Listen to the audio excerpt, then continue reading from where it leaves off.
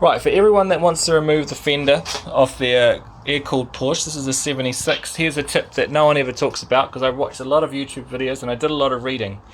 And I just want to point this out for if you're doing it yourself. So everyone talks about removing the bolts on the inside, the bolts under the rim, which is fine. I missed one that was right at the top. It was very difficult to see because of the amount of underseal. But the one thing that no one ever talks about is a bit of welding, and my panel is welded right here. Not one person has talked about that weld joint. It's like a spot weld at the top end of the fender. So what I'm going to do, I'm going to cut it out, and then let's see if it comes off.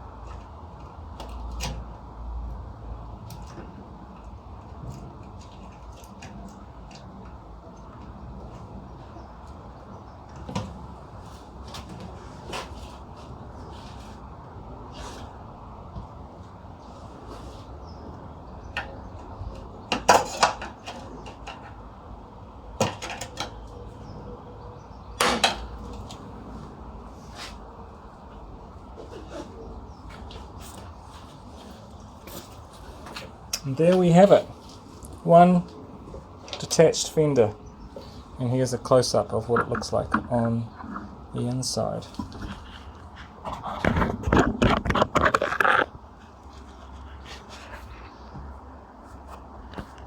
So it's just there, that's where I've cut it there. So that's it on the inside.